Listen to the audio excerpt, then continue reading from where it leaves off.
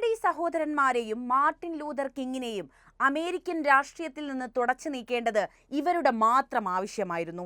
എന്നാൽ ജനാധിപത്യ അമേരിക്കയുടെ നേർക്ക് തോക്കുയർത്തിയത് മറ്റാരുമായിരുന്നില്ല, അത് അമേരിക്കയിലെ അധികാരത്തിന്റെ ലഹരിയിൽ ജീവിച്ച് ശീലിച്ചു പോയ ചിലർ തന്നെയായിരുന്നു. CIA വർഷങ്ങളായി പൂഴ്ത്തിവെച്ച ആ കൊലപാതകത്തിന്റെ രഹസ്യങ്ങൾ ട്രംപ് പുറത്തുവിടുന്നതോടെ ആരുടെ മുഖമായിരിക്കും വലിച്ചു കീറപ്പെടുക?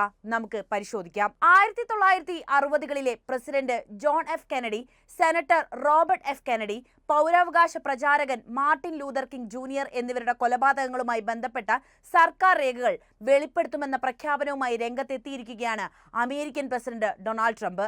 പതിറ്റാണ്ടുകൾ വെളിച്ചം കാണാതെ അമേരിക്ക സൂക്ഷിച്ച രേഖകൾ ലോകത്തെ കാണിക്കാൻ തക്ക ധൈര്യം എവിടെ നിന്നായിരിക്കും ട്രംപിന് ലഭിച്ചിട്ടുണ്ടാകുക, അല്ലേ?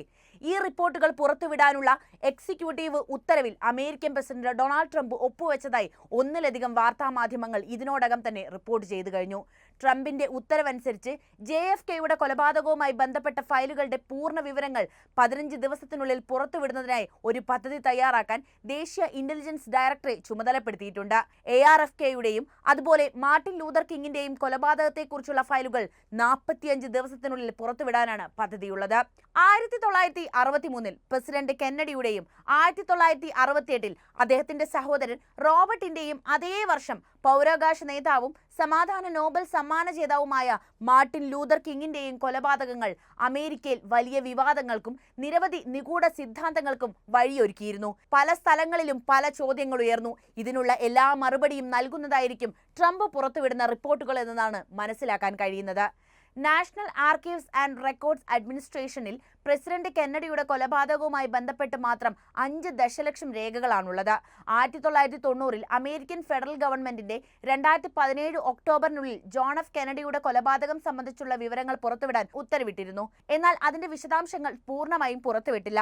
ട്രംപ് തന്റെ ആദ്യ പ്രസിഡൻഷ്യൽ കാലയളവിലും സമാനമായ വാഗ്ദാനങ്ങൾ നൽകുകയും നിരവധി രേഖകൾ പുറത്തുവിടാൻ അനുമതി നൽകുകയും ചെയ്തിരുന്നു.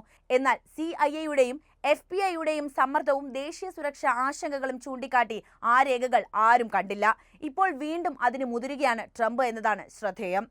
Robert F Kennedy, John F Kennedy, Martin Luther King junior എന്നിവരുടെ മരണങ്ങൾ 20ാം നൂറ്റാണ്ടിലെ ഏറ്റവും ദാരുണവും വിവാദപരവുമായ സംഭവങ്ങളായി ഇന്നും തുടരുന്ന വിഷയങ്ങളാണ്. ഈ മരിച്ചവരിൽ ഓരോരുത്തരും അന്നത്തെ അമേരിക്കയിലെ രാഷ്ട്രീയവും സാമൂഹികവുമായ മാറ്റങ്ങൾക്ക് വഴി തിരിച്ചുവിട്ട വ്യക്തികളാണ് എന്നതും ശ്രദ്ധേയമാണ്. അവരുടെ കൊലപാതകങ്ങൾ നിരവധി ഗൂഢാലോചനാ സിദ്ധാന്തങ്ങൾക്കാണ് തിരികൊളുത്തിയത്. ഇതിൽ പലതും 2025ലും ലോകം ചർച്ച ചെയ്യുന്നു എന്നതാണ് മറ്റൊരു വാസ്തവം. ഔദ്യോഗിക രേഖകൾ അനുസരിച്ച് ഇവരുടെ എല്ലാം കൊലപാതകി ഒരാളാണെങ്കിലും അത് കേവലം ഒരു വ്യക്തി മാത്രമല്ലെന്നും പലരും അതിന് പിന്നിൽ പ്രവർത്തിച്ചിട്ടുണ്ടെന്നും പറയപ്പെടുന്നു. ജോൺ എഫ് കെന്നഡിയുടെ കൊലപാതകത്തെ ചുറ്റിപ്പറ്റിയുള്ള സിദ്ധാന്തങ്ങൾക്കൊപ്പം റോബർട്ട് എഫ് കെന്നഡിയുടെയും അതുപോലെ മാർട്ടിൻ ലൂതർ കിങ് ജൂനിയറിന്റെയും മരണങ്ങൾ ശ്രദ്ധ കേന്ദ്രീകരിച്ച് ഈ ഗൂഢാലോചനാ സിദ്ധാന്തങ്ങളെക്കുറിച്ചാണ് ഞാൻ ഇനി പറയാൻ പോകുന്നത്. 1968 നടന്ന റോബർട്ട് എഫ് കെന്നഡിയുടെ കൊലപാതകത്തിൽ നിന്ന് തന്നെ നമുക്ക് തുടങ്ങാം.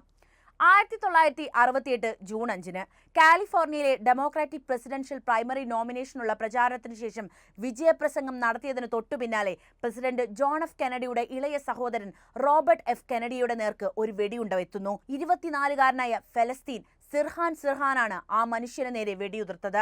അധികം വൈകാതെ തന്നെ അദ്ദേഹം മരിക്കുകയും ചെയ്തു. അമേരിക്കയുടെ അടുത്ത പ്രസിഡന്റാകാൻ സാധ്യതയുണ്ടായിരുന്ന ഒരു ഡെമോക്രാറ്റിക് നേതാവിനെ കൊന്ന് ആരുമറിയാതെ രക്ഷപ്പെടാനാകില്ലല്ലോ. സിർഹാൻ ഉടനെ തന്നെ പിടിക്കപ്പെട്ടു. ഔദ്യോഗിക രേഖകളിൽ സിർഹാർ തന്നെയാണ് കൊലപാതകി. ഇസ്രയേലിനോട് ചേർന്ന് ഫലസ്തീനെ ചതിച്ച കെന്നഡിയുടെ നയമായിരുന്നു ആ ഫലസ്തീനുകാരനെ കൊലപാതകത്തിന് പ്രേരിപ്പിച്ച ഘടകമെന്നായിരുന്നു റിപ്പോർട്ടുകൾ. എന്നിരുന്നാലും RFKയുടെ കൊലപാതകത്തെ ചുറ്റിപ്പറ്റി നിരവധി ഗൂഢാലോചനാ സിദ്ധാന്തങ്ങൾ ഉയർന്നു വന്നിട്ടുണ്ടായിരുന്നു. സിർഹാൻ യഥാർത്ഥ കൊലയാളിയല്ലെന്നും അദ്ദേഹം ഒരു വലിയ ഗൂഢാലോചനയുടെ ഭാഗമാണെന്നും പ്രധാന സിദ്ധാന്തം വാദിക്കുന്നു. സിർഹാന്റെ പ്രവർത്തനങ്ങൾ നിയന്ത്രിച്ചത് മറ്റാരോ ആണെന്നാണ് പറയപ്പെടുന്നത്. ഒരുപക്ഷെ അദ്ദേഹത്തിന്റെ മനസ്സിന്റെ നിയന്ത്രണം കയ്യിലെടുത്ത മറ്റാരോ നടത്തിയ കൊലപാതകമാണിതെന്ന് വരെ സിദ്ധാന്തങ്ങൾ പറയുന്നു. അദ്ദേഹത്തിന്റെ അസ്ഥിരമായ മാനസികാവസ്ഥയും വ്യക്തമായ ഉദ്ദേശത്തിന്റെ അഭാവവും മറ്റുള്ളവരുടെ പങ്കാളിത്തത്തിലേക്ക് വിരൽ ചൂണ്ടുന്നു എന്നായിരുന്നു ഇവർ അവകാശപ്പെട്ടത്. സിർഹാർ ഒരു പാറ്റ്സിയാണെന്നും ഒരു വലിയ കൊലപാതക പദ്ധതിയിൽ ശ്രദ്ധ തിരിക്കാൻ അയാൾ നിയോഗിക്കപ്പെട്ടതെന്നുമാണ് വാദം. രണ്ടാമത്തെ തോക്കുധാരിയാണ് അടുത്ത ഉയർന്നു വന്ന സിദ്ധാന്തം. ഏറ്റവും പോപ്പുലറായ ഗൂഢാലോചന സിദ്ധാന്തങ്ങളിൽ ഒന്നാണ് ഇത്. രണ്ടാമത്തെ തോക്കുധാരിയുടെ സാധ്യതയെക്കുറിച്ചാണ് ഇത് ചർച്ച ചെയ്യുന്നത്. വെടിവെപ്പ് നടന്ന സ്ഥലത്ത് നിരവധി സാക്ഷികൾ 8-ലധികം വെടിയുണ്ടകളുടെ ശബ്ദങ്ങളായി കേട്ടതായിട്ട് റിപ്പോർട്ടുകൾ ഉണ്ടായിരുന്നു. അതേസമയം ഔദ്യോഗിക അന്വേഷണത്തിൽ 8 വെടിയുണ്ടകൾ മാത്രമേ അദ്ദേഹത്തിന് നേരെ പതിച്ചുവെന്നും എല്ലാം സിർഹാന്റെ ആയുധത്തിൽ നിന്നാണെന്ന നിഗമനത്തിൽ എത്തിച്ചേരുകയായിരുന്നു. കെന്നഡിയുടെ പിന്നിൽ നിലയുറപ്പിച്ച രണ്ടാമത്തെ വ്യക്തിയാണ് അധിക വെടിവെപ്പ് നടത്തിയതെന്ന് ചില സിദ്ധാന്തങ്ങൾ സൂചിപ്പിക്കുന്നു. കെന്നഡിയുടെ പുരോഗമന രാഷ്ട്രീയ നിലപാടിനെ എതിർക്കുന്ന സർക്കാർ ഏജൻസികളോ രാഷ്ട്രീയ വിഭാഗങ്ങളോ ഉൾപ്പെട്ട ഗൂഢാലോചനയുടെ ഭാഗമാകാൻ ഈ സാധ്യതയാണ് വിരൽ ചൂണ്ടുന്നത്. രണ്ടാമത്തെ വെടിവെപ്പുകാരൻ ശ്രമിച്ചുവെന്നാണ് ഇപ്പോഴും പലരും വിശ്വസിക്കുന്നത്. ഗൂഢാലോചനയുടെ സാധ്യതകൾ അവസാനിക്കുന്നില്ല. കൊലപാതകത്തിന് പിന്നിൽ ആരായിരിക്കാമെന്ന് വിവിധ ഊഹാപോഹങ്ങൾ വന്നു കഴിഞ്ഞു. വിയറ്റ്നാമിനെതിരായ RFKയുടെ നിലപാട്, പൗരാവകാശങ്ങൾക്കായുള്ള അദ്ദേഹത്തിന്റെ സമരം, CIA കുറിച്ചുള്ള അദ്ദേഹത്തിന്റെ തുറന്ന വിമർശനം എന്നിവ കാരണം CIA പോലുള്ള US സർക്കാരിനുള്ളിലെ ഘടകങ്ങൾ പോലും ഈ കൊലപാതകത്തിൽ ഉൾപ്പെട്ടുവെന്ന് ചില സിദ്ധാന്തങ്ങൾ സൂചിപ്പിക്കുന്നു. ജോൺ എഫ് കെന്നഡി പ്രസിഡന്റായിരുന്ന സമയത്ത് കെന്നഡി കുടുംബവുമായി ഇടപാടുകൾ നടത്തിയിരുന്ന സംഘടിത വ്യക്തികൾ കൊലപാതകത്തിൽ ഒരു പങ്ക് വഹിച്ചേക്കാമെന്ന് മറ്റു ചിലരും അഭിപ്രായപ്പെടുന്നു. ഫലസ്തീൻ അവകാശങ്ങൾക്കായുള്ള RF കെന്നഡിയുടെ പിന്തുണ ഇസ്രയേൽ അനുകൂല ഗ്രൂപ്പുകളെ ചൊടിപ്പിച്ചതായും അത് കൊലപാതകത്തിൽ കലാശിച്ചതായും വാദങ്ങളുണ്ട്. ഇപ്പോഴും അതെല്ലാം വെറും വാദങ്ങളും നിഗൂഢ സിദ്ധാന്തങ്ങളുമാണ്. 1968 നടന്ന മാർട്ടിൻ ലൂതർ കിങ് ജൂനിയറിന്റെ കൊലപാതകത്തിലേക്കാണ് ഇനി നമ്മൾ നോക്കുന്നത്. 1968 ഏപ്രിൽ 4 അമേരിക്കൻ പൗരാവകാശ പ്രസ്ഥാനത്തിന്റെ നേതാവായ doctor Martin Luther King junior ടെന്നസിയിലെ മെഫിസിൽ ലോറൻ മോട്ടലിന്റെ ബാൽക്കണിയിൽ നിൽക്കുമ്പോൾ വധിക്കപ്പെടുന്നു. കുറ്റവാളിയായ ജെയിംസ് ഏൾറെ കുറ്റകൃത്യത്തിന് അറസ്റ്റിലായി. ഒടുവിൽ കൊലപാതകം ചെയ്തത് താനാണെന്ന് അയാൾ കുറ്റം സമ്മതിച്ചു. അമേരിക്കൻ നിയമം അയാൾക്ക് 99 വർഷം കഠിന തടവും ശിക്ഷയും വിധിച്ചു. ശിക്ഷിക്കപ്പെട്ടിട്ടും കേസിന്റെ നിയമസാധുതയെ പലരും ചോദ്യം ചെയ്ത് രംഗത്തെത്തിയിരുന്നു. റേ ഒറ്റയ്ക്കല്ല ഈ കുറ്റകൃത്യം നടത്തിയതെന്നാണ് അദ്ദേഹത്തെ പൂർണ്ണമായും കുറ്റക്കാരനാക്കി കേസ് അവസാനിപ്പിച്ചതിനെതിരെ പല സിദ്ധാന്തങ്ങളും പറഞ്ഞു വെക്കുന്നത്. സർക്കാരിന്റെ ഗൂഢാലോചനയാണ് ഇതിലെ ഏറ്റവും പ്രധാനപ്പെട്ട സിദ്ധാന്തം. കിങ്ങിന്റെ കൊലപാതകത്തെക്കുറിച്ചുള്ള ഏറ്റവും പ്രധാനപ്പെട്ട ഗൂഢാലോചന സിദ്ധാന്തങ്ങളിലൊന്ന് സർക്കാരിന് നേരെ വിരൽ ചൂണ്ടുന്നതാണ്. കൊലപാതകം ആസൂത്രണം ചെയ്യുന്നതിൽ US സർക്കാർ പങ്കുവഹിച്ചു എന്ന സിദ്ധാന്തം ഇന്നും പലരും വിശ്വസിക്കുന്നുണ്ട്. ജെ എഡ്ഗർ ഹൂവിന്റെ നേതൃത്വത്തിൽ FBI ആണ് മാർട്ടിൻ ലൂതർ കിങ്ങിന്റെ മരണത്തിൽ ഈ സിദ്ധാന്തം പ്രതികൂട്ടിൽ നിർത്തിയത്. നിലവിലെ സ്ഥിതിക്ക് സമൂലമായ ഭീഷണിയുമായി ഹൂവർ കണ്ട കിങ്ങിനെ അപകീർത്തിപ്പെടുത്താൻ സജീവമായി ശ്രമിച്ചിരുന്നുവെന്ന് ഈ സിദ്ധാന്തം പറയുന്നു. FBI വർഷങ്ങളായി കിങ്ങിന്റെ പ്രവർത്തനങ്ങൾ നിരീക്ഷിച്ചു വരികയും അദ്ദേഹത്തെ ഭീഷണിപ്പെടുത്താൻ ശ്രമിക്കുകയും ചെയ്തിരുന്നുവെന്നും ഈ ശ്രമങ്ങളുടെ ആകെ തുകയാണ് ലൂതറിന്റെ കൊലപാതകവുമെന്നുമാണ് പറയപ്പെടുന്നത്. 1977 ഗൂഢാലോചനയുടെ സാധ്യത അന്വേഷിക്കുന്നതിനായി കിങ് കുടുംബം ഒരു സിവിൽ വിചാരണ ആരംഭിച്ചിരുന്നു. ഡോക്ടർ കിങ്ങിനെ കൊലപ്പെടുത്താൻ സാധ്യതയുള്ള ഒരു ഗൂഢാലോചന നടന്നിട്ടുണ്ടെന്നും റേയെ ഒരു ബലിയാടായി ഉപയോഗിച്ചിരിക്കാമെന്നും വിചാരണയുടെ അവസാനഘട്ടം തിരിച്ചറിഞ്ഞു. സാക്ഷികളുടെയും വിദഗ്ധരുടെയും സാക്ഷ്യങ്ങൾ ഉൾക്കൊള്ളുന്ന 1999 സിവിൽ വിചാരണ വിധി US ഗവൺമെന്റിലെ അംഗങ്ങളും മറ്റ് അജ്ഞാത വ്യക്തികളും കൊലപാതകത്തിൽ ഉൾപ്പെട്ടിരിക്കുന്നുവെന്ന് സൂചിപ്പിക്കുന്നത് തന്നെയാണ്. മറ്റൊരു ഗൂഢാലോചന സിദ്ധാന്തം കിങ്ങിന്റെ കൊലപാതകത്തെ സൈനിക വ്യവസായ സമുച്ചയവുമായും വിയറ്റ്നാം യുദ്ധം നിലനിർത്തുന്നതിലെ അതിന്റെ താൽപര്യങ്ങളുമായി ബന്ധിപ്പിക്കുന്നതാണ്. യുദ്ധത്തോടുള്ള കിങ്ങിന്റെ തുറന്ന എതിർപ്പും സാമ്പത്തിക നീതിക്കായുള്ള അദ്ദേഹത്തിന്റെ ആഹ്വാനങ്ങളും തുടർച്ചയായ സൈനിക ഇടപെടലിൽ നിന്ന് ലാഭം കൊയ്യുന്നവർ ഉൾപ്പെടെ നിരവധി ശക്തരായ ശത്രുക്കളെ അദ്ദേഹത്തിന് നേടിക്കൊടുത്തിട്ടുണ്ട്. ഈ സിദ്ധാന്തം സൂചിപ്പിക്കുന്നത് പ്രകാരം തങ്ങളുടെ സാമ്പത്തിക ഭൗമരാഷ്ട്രീയ ലക്ഷ്യങ്ങളെ തുരങ്കം വെക്കുന്നത് തടയാൻ കിങ്ങിനെ നിശബ്ദരാക്കാൻ അമേരിക്കൻ ഗവൺമെന്റ് അല്ലെങ്കിൽ അതിനുള്ളിലെ ഷാഡോ ഗ്രൂപ്പുകൾ ഈ കൊലപാതകം നടപ്പിലാക്കി എന്നതാണ്. ഇനി നമ്മൾ കടക്കുന്നത് ജോൺ എഫ് കെന്നഡിയുടെ വധത്തിന് പിന്നിലെ സിദ്ധാന്തങ്ങളെക്കുറിച്ചാണ്. 1963 ജോൺ എഫ് കെന്നഡിയുടെ കൊലപാതകം നിരവധി ഗൂഢാലോചനാ സിദ്ധാന്തങ്ങൾക്ക് കാരണമായിട്ടുണ്ട്.